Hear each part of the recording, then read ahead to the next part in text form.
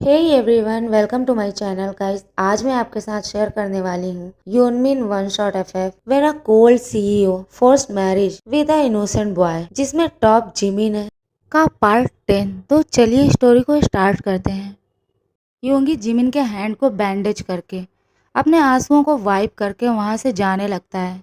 तभी जिमिन अपने दूसरे हाथ से उसे पकड़कर वहां पर रोक लेता है। योंगी पीछे मुड़कर देखता है जिमिन को, जो उसकी तरफ ही देख रहा था। जिमिन की कोल्ड आइज को देखकर योंगी शिविर करने लगता है। जिमिन उससे बिना कुछ कहे योंगी अपने हाथ को जिमिन के हाथ से फ्री करने के लिए स्ट्रगल करने लगता है। तभी जिमिन बेड पर से उठकर खड़ा हो जाता है और उसका हाथ उसके बैक पर फोल्ड कर देता है और उसे अपने पास खींच लेता है। योंगी जिमिन की इस हरकत से शॉक्ड होके उसकी तरफ ही अपनी वाइडन आइज से देखने लगता है। वो जिमिन से कुछ कहना चाहता था, बट जिमिन उसे कुछ भी कहने का मौका नहीं देता। वो अपने लिप्स से योंगी के लिप्स को कैप्चर कर लेता है और फोर्सफुली उसे किस करने लगता है। किस बहुत ज़्यादा डीप और पैशनेट होता जा रहा था। योंगी जो चुपचाप खड़ा था, वो उसके किस का कोई भी रिस्पॉन्स नहीं करता। इससे जिमिन जो और भी ज़्यादा एंग्री हो जाता है और भी स्ट्रांगली उसे किस करने लगता है, उसके लिप्स पर बाइट करने लगता है। जिमिन के ऐसा करने पर योंगी को अपने लिप्स पर बहुत ज़्यादा पेन फील होता है। उसके लिप्स से ब्लीडिंग होने लगती है। वो जिमिन को रोकने की ट्राई करता है, पर जिमिन जो रुकने का नाम ही नहीं ले रहा था। वो अभी योंगी के लिप्स को और भी ज़्यादा डीपली फील करना चाहता है। उसके सॉफ्ट लिप्स का टेस्ट उसे बहुत ज़्यादा अच्छा लग रहा था। जिमिन योंगी के लिप्स को कंटिन्यू बाइट कर रहा था, उसे शक कर रहा था। योंगी खुद को जिमिन से फ्री कराने के लिए स्ट्रगल करके थक चुका था। अब वो और उसे रोकना नहीं चाहता है। योंगी जिमिन को वो करने देता है जो जिमिन करना चाहता है। जिमिन फील करता है योंगी अब सांस ना ले पाने की वजह से उसके आर्म्स में ही सेंसलेस होने लगा है। जिमिन स्लोली उसके लिप्स को छोड़ देता है और उसे अपने आर्म्स में ब्राइडल स्टाइल में कैरी करके योंगी को बेड पर लाकर सॉफ्टली लिटा देता है। जिमिन योंगी को इस तरह से सेंसलेस होते हुए देखकर पैनिक करने लगता है। वो उसके फेस पर टैप करते हुए कहता है, baby boy please open your eyes. तुम ये करके मुझे डरा रहे हो। क्या हुआ है तुम्हें? तुम ठीक तो हो ना? Please baby open your eyes. Yoongi slowly अपनी आइज ओपन करके जिमिन को अपने इतने पास देखकर डर जाता है। वो जल्दबाजी में बेड पर उठकर बैठ जाता है और बेड से उतर के भागते हुए जिमिन की कोई बात सुने बिना ही उसके रूम से निकल जाता है। वो भागते हुए सीधे अपने रूम में जाता है और डोर अंदर से लॉक कर लेता है। योंगी को अपने नेक पे बहुत ज़्यादा पेन फील हो रहा था। वो बेड पर लेट जाता है और हार्डली क्राई करने लगता है। होल डे वो रूम से बाहर नहीं आता। इवनिंग के टाइम पर वो अपने रूम से बाहर आकर देखता है जेनी और जिमिन जो लिविंग रूम के काउच पर बैठे हुए थे। वो उन दोनों को इग्नोर करके किचन में चला जाता है। फ्रिज से पानी की बोतल लेकर वो अपने रूम में वापस जाने लगता है। तभी जेनी उसे देख लेती है और उसे स्माइल करते हुए और उसे रोकते हुए कहती है, क्या जेहोप यहाँ से चला गया है? योंगी अपनी आईब्रो रेस करके उसकी तरफ देखने लगता है। जिमिन जेहोप का नाम सुनकर जेनी की तरफ देखने लगता है। जेनी स्माइल करके कहती है, मैंने उसे मॉर्निंग में देखा था और तब से वो मुझे कहीं नज़र नहीं आया, तो मुझे लगा वो तुम्हारे रूम में होगा। क्या वो यहाँ से जा चुका है? योंगी अपनी स्लो वॉइस में कहता है, ह्यूंग मॉर्निंग में ही यहाँ से चला गया था। अगर आपको उसके बारे में जानना है तो आप खुद ही उसे कॉल करके क्यों नहीं पूछ लेती? जिमिन योंगी की तरफ देखता है जो अपने एक्सप्रेशन लेस फेस के साथ जेनी को ये सब आंसर कर रहा था। योंगी और वहाँ नहीं रुकता। वो आंसर करके सीधा अपने रूम में चला जाता है। जेनी स्माइल करके जिमिन से कहती है, तुम जानते हो जिमिन, जे होप और योंगी एक दूसरे के बहुत ज़्यादा क्लोज हैं। ये दोनों एक दूसरे को बहुत ज़्यादा लाइक करते हैं। एंड मोस्ट इम्पॉर्टेंट हॉबी जो योंगी को बहुत ज़्यादा लाइक करता है, जो इसके लिए कुछ भी कर सकता है। इवन अगर उस रात वो सब कुछ ना हुआ होता और तुम योंगी से शादी ना करते तो आज जेहोप और योंगी एक साथ होते। आंटी और मॉम ने तो डिसाइड कर लिया था कि हम दोनों की शादी के बाद जेहोप और योंगी की भी जल्द से जल्द शादी करवा दी जाए। जिमिन जेनी की बातों को सुनकर अपने दोनों हाथ मुट्ठी कर लेता है। उसकी दोनों आइज जो फुल रेड हो चुकी थी, उसे अभी बहुत ज्यादा गुस्सा आ रहा है। वो अपने दांत पीसते हुए जेनी से कहता है, स्टॉप इट, तुम मुझे ये सब क्यों बता रही हो? मुझे तुमसे इस बारे में कोई बात नहीं करनी है। और तुम मुझे ये सब बता के क्या प्रूव करना चाहती हो? हाँ, उन दोनों के बीच जो भी था, कुछ था या नहीं था, वो सब कुछ पास्ट की बातें हैं। एंड मैं अपने प्रेजेंट और फ्यूचर को देखना चाहता हूँ, ना कि पास्ट में जीना चाहता हूँ। ओके? और हाँ, अब तुम यहाँ और कितने दिन रुकने वाली हो? आई थिंक तुम्हें अब यहाँ से जाना चाहिए। जिमिन ये कहते हुए अपने रूम की तरफ चला जाता है। अब इसी तरह से डेज बीतने लगते हैं। जेनी एवरीडे योंगी के अगेंस्ट कुछ ना कुछ प्लान करती रहती है।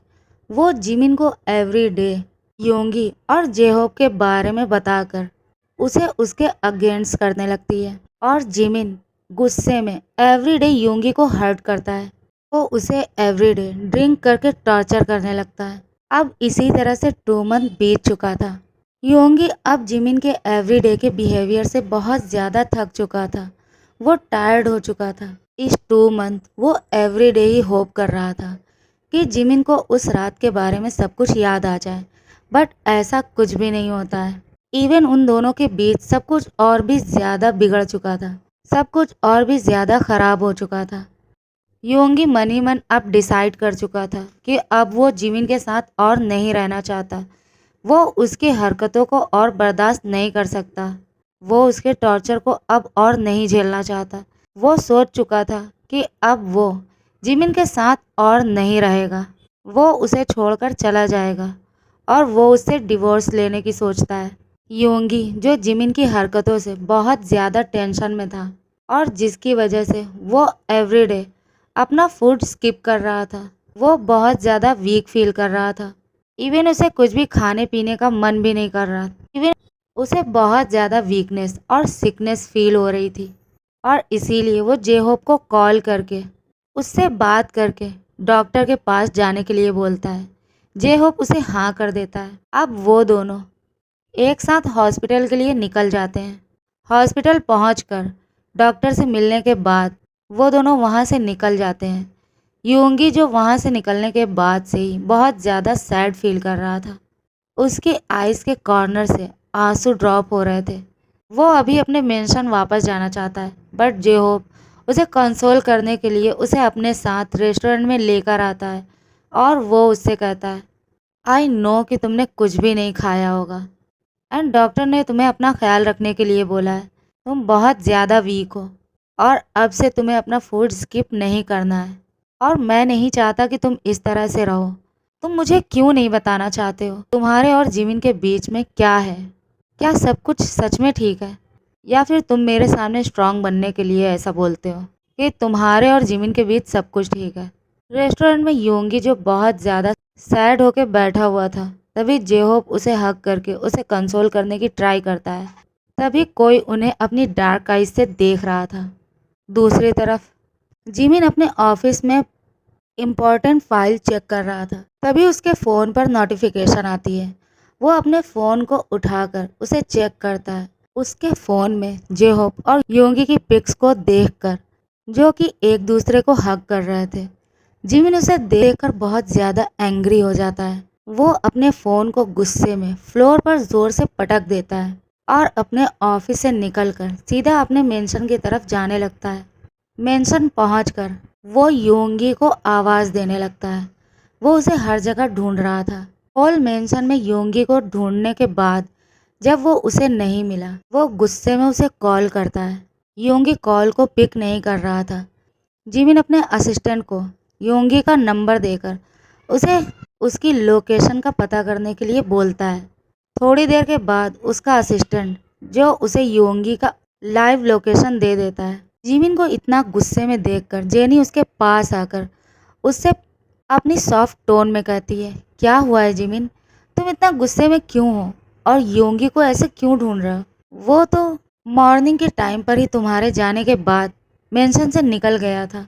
जिमिन उसकी बात का कोई आंसर नहीं करता और वो गुस्से में अपने मेंशन से निकल जाता है। जेनी उसे गुस्से में जाते हुए देखकर उसके पीछे जाने लगती है। जिमिन की कार एक रेस्टोरेंट के बाहर जाकर रुक जाती है। वो गुस्से में कार से निकलकर सीधा रेस्टोरेंट के अंदर जाने लगता है। अंदर जाकर वो देखता है कॉर्नर पर एक टेबल पर योंगी और जे होप एक साथ बैठे हुए थे और स्माइल करके एक दूसरे से बातें कर रहे थे। जिमिन सीधा चलते हुए उसके पास जाने लगता है। जे होप और योंगी जिमिन को अपनी तरफ आते हुए देख लेते हैं और योंगी जो अपनी सीट पर से उठकर खड़ा हो जाता है। वो कुछ कहना ही चाहता था, तभी जिमिन उसे जोर से स्लैप कर देता है। जिमिन जिस तरह से योंगी को स्लैप करता है, योंगी इसके लिए बिल्कुल भी रेडी नहीं था, जो खुद को संभाल नहीं पाता और वहीं पर गिरने लगता है। वो गिरने ही वाला था, तभी जेहोप उसे पकड़कर उसे गिरने से बचा लेता है। योंगी अपना एक हाथ अपने चिक्स पर रख के अपनी आंसुओं भरी रेड आईज से जिमिन की तरफ देखने लगता है। जिमिन जिस तरह से योंगी को स्लैप मारता है, उसके साउंड को सुन के रेस्टोरेंट में जितने भी लोग थे वो सब उनकी तरफ ही देखने लगते हैं। योंगी को इससे बहुत ही ज्यादा एम्बैरेसिंग फील होता है। जे होप जिमिन से कहता है, तुम ये अच्छा नहीं कर रहे हो, क्या तुम पागल हो चुके हो? इतने लोगों के बीच में तुम अपने हस्बैंड को इस तरह से सबके सामने स्लैप कर रहे हो। जे होप उसे रोकने की ट्राई करता है, बट जिमिन जो बहुत ज़्यादा एंग्री था, वो अपने डार्क फेस के साथ जेहोप की तरफ देखते हुए कहता है, मैं तुमसे बाद में बात करूंगा, पहले मैं अपने हस्बैंड को तो देख लूं, यू स्लट। और वो ये कह के योंगी के एल्बो को पकड़कर उसे अपनी तरफ खींचते हुए कहता है, यू स्लट, तुम इतना ज़्यादा नीचे गिर जाओगे, मैंने ये कभी नहीं सोचा था। तुम कब से इसके साथ हो? तुम कब से मुझे चीट कर रहे हो? हाँ, क्या तुम दोनों एक दूसरे को बहुत ज़्यादा लाइक करते हो? करते ही होगे। आफ्टर ऑल तुम दोनों में इतना प्यार जो है, तुम इसके बेड को कब से वार्म कर रहे हो? हाँ, आई होप कि ये तुम्हें बेड पर बहुत अच्छे से सेटिस्फाइड करता होगा और इसीलिए तुम एवरी डे इसके साथ डेट पर आते हो इससे मिलने के लिए। क्या मैं जान सकता हूँ कि तुम इसके साथ कब से इसके बेड को वार्म कर रहे हो?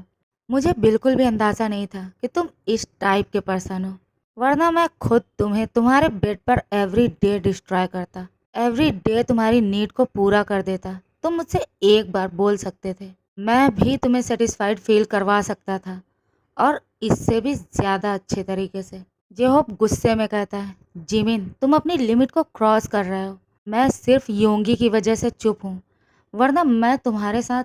योंगी अपनी आंसू भरी आंखों से जेहोप की तरफ देखते हुए कहता है, प्लीज़ योंग, प्लीज़ आप उसे कुछ नहीं कह सकते। जेहोप योंगी की बातों को सुनकर चुप हो जाता है।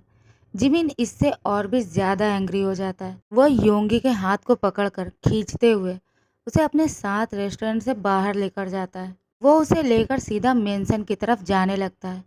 मेंशन पहुंचकर वह योंगी के हाथ को पकड़कर अपने बेडरूम की तरफ जाने लगता है। योंगी उससे कहता है, छोड़ो मुझे, तुम मुझे कहाँ लेकर जा रहे हो? मैं अब तुम्हारे साथ और नहीं रह सकता, छोड़ो मुझे, लीव मी, मुझे पेन हो रहा है। जिमिन उसकी कोई भी बात नहीं सुनता। वो सीधा उसे अपने बेडरूम में ले जाकर डोर क्लोज करके उसे बेड पर हार्डली थ्रो करता है। योंगी को इससे अपने बैक पर पेन फील होने लगता है। जिमिन अपने शर्ट के बटन को अनबटन करते हुए उसकी तरफ बढ़ने लगता है। ओके एवरीवन, आज के लिए बस इतना ही। गाइस, अगर आपको मेरी स्टोरी पसंद आती है तो प्लीज़ इसे लाइक करें, शेयर करें और कमेंट करें। प्लीज़ मेरे चैनल को सब्सक्राइब करके मुझे सपोर्ट करो। Thank you so much. Bye bye.